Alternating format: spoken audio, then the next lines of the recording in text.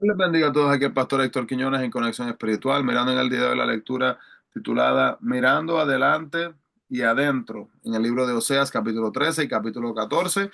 Y ya hermanos, en el día de hoy terminamos con el libro de Oseas, mañana comenzaremos con el libro de Joel o Joel. Amado Dios, te adoramos. Gracias Padre Jehová, Señor, eres bueno y maravilloso, no hay otro como tú.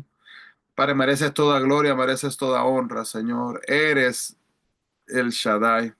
Eres Jehová Rafa, eres nuestro proveedor, Jehová Jireh, eres sanador, Jehová Rafa, eres nuestro todo, Señor, te adoramos y reconocemos, Padre, tu grandeza. Gracias, Padre, por amarnos tanto. Habla nuestras vidas a través, Señor, de tu palabra, en tu santo nombre, en el nombre de Jesús. Amén y amén. Así que, hermanos, capítulo 13 y capítulo 14 tenemos el capítulo 13 es el punto desolado de Israel, lo que es mirando hacia adelante, y el capítulo 14 el ruego desesperado de Oseas, que es cuando está mirando hacia adentro.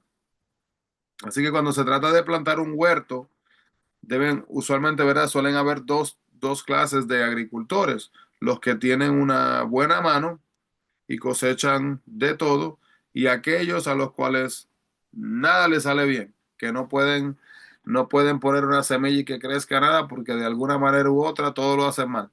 ¿Cuál de esos agricultores sería usted o es usted?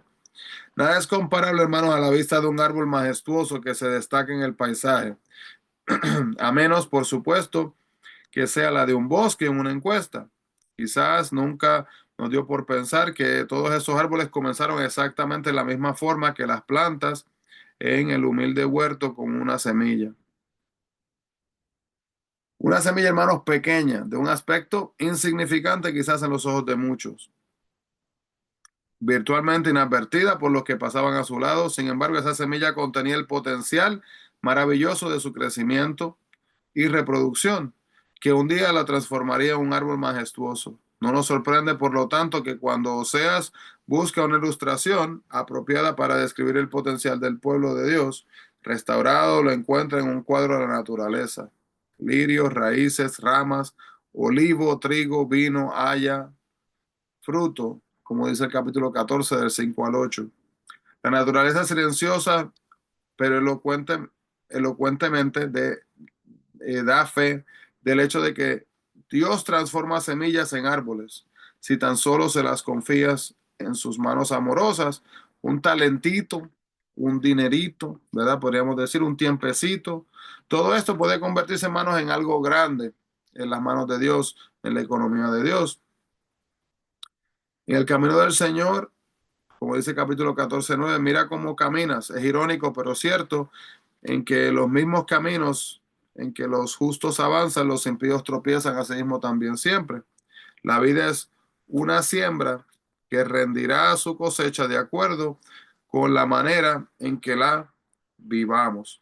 Entonces, asimismo, mirando esto, podemos ver en los últimos dos capítulos, en el capítulo 13, Israel representado aquí por la norteña tribu de Efraín, tenía una historia de grandeza. Sin embargo, para los días de Oseas, la gente se había rebelado contra Dios, se había perdido lo que era el prestigio que tenía como nación frente a las otras naciones. La grandeza del pasado no es garantía de la grandeza del futuro. Cuando las posesiones de Israel lo hicieron sentir autosuficiente, les dio las espaldas a Dios y se olvidó de él. La autosuficiencia, hermanos, es tan autodestructiva, tan destructiva hoy como lo fue en los tiempos de Oseas. ¿Ve usted su necesidad constante de la presencia y la ayuda de Dios? Aprenda a confiar en Él, en los buenos tiempos y en los malos tiempos. Si está pasando por un camino suave y fácil ahora, tenga cuidado de no pensar que se merece un buen futuro. No dependa de sus dones, dependa del dador.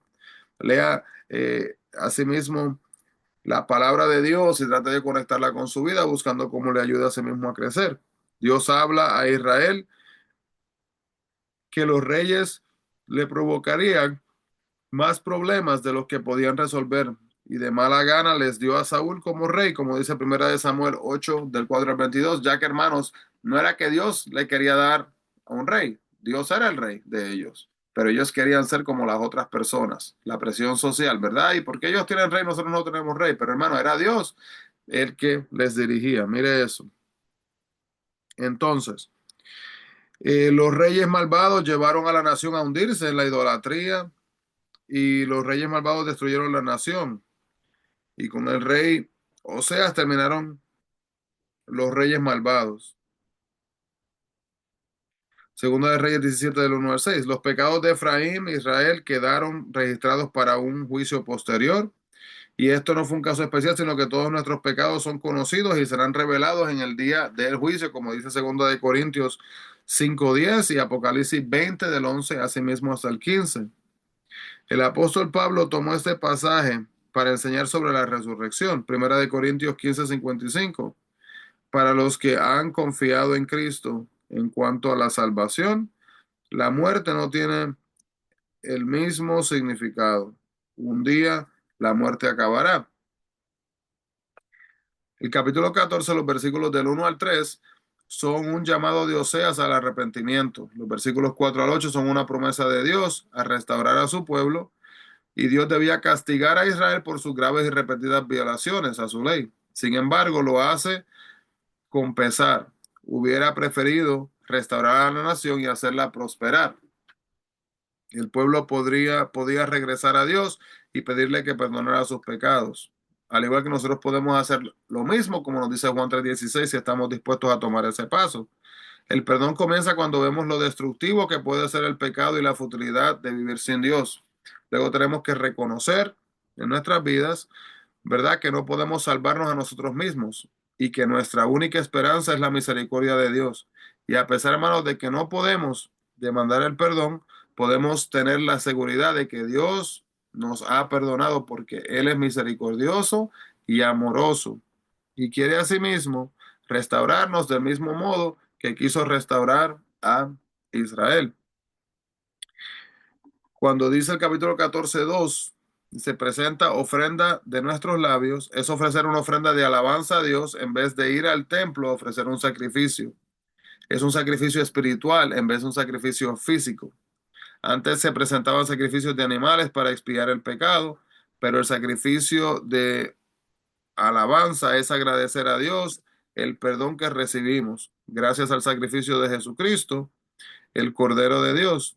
Un creyente, ¿verdad?, puede ofrecer continuamente sacrificios espirituales de alabanza, como dice Hebreos 13:15 y Primera de Pedro 2:5. Cuando nuestra voluntad es débil, cuando nuestro corazón, ¿verdad?, nos trata de, vamos a decir, de extraviar o de guiar por el camino incorrecto, porque nos dejamos llevar de nuestra razón y hay confusión, cuando nuestra conciencia está cargada de culpabilidad, debemos de recordar que la misericordia de Dios nunca falla. Cuando la familia o los amigos nos abandonen, cuando podamos o cuando no podamos ver la salida o no podamos escuchar la voz de Dios, cuando nos falte valor para continuar, la misericordia de Dios, hermanos, nunca nos va a faltar. Cuando nuestros defectos nos persigan y la conciencia de nuestros pecados nos abrume, la misericordia de Dios nunca nos va a fallar. O sea, cierra el libro con un llamado a escuchar, aprender y beneficiarse con la palabra de Dios. Para los que recibieron el mensaje del Señor por medio de Oseas, eso significaba la diferencia entre la vida y la muerte. Para nosotros, ¿verdad?, los que somos los lectores del libro de Oseas, la opción es similar: o escuchamos el mensaje del libro y seguimos los caminos de Dios, o rechazamos a sí mismo los caminos del Señor. La persona que insista en seguir su propia dirección sin la guía de Dios anda a tientas y tropieza en la oscuridad. Podemos ver que el libro de Proverbios, capítulo 4, 18 y 19 nos muestra, ¿verdad? Y nos ayuda a entender que si usted está perdido, puede encontrar el camino al volverse a sí mismo de su pecado y seguir a Dios. La preocupación de Dios por la justicia, que requiere fidelidad, y la misericordia, que ofrece perdón, puede volverse en la relación, ¿verdad?, con Oseas, o verse con la relación con Oseas. Podemos errar, hermanos, cometer errores y asimismo olvidarnos del amor de Dios y sentir que nuestros pecados no tienen remedio. pero también podemos errar al olvidarnos de su ira, nuestros pecados, de su ira contra nuestros pecados y pensar que seguirá aceptándonos sin importar en qué forma actuemos. Perdón es una palabra clave.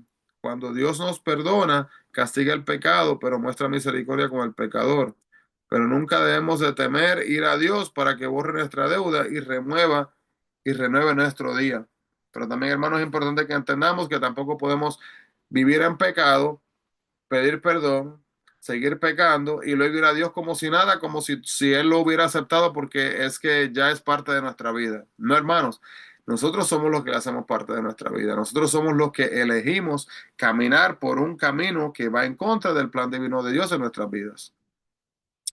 Gracias, Señor Padre, por tu palabra. Gracias, Padre, por este estudio del libro de Oseas, por todas las enseñanzas de este libro y las ilustraciones. Te pedimos, Padre, que sean asimismo de bendición, de edificación a nuestras vidas.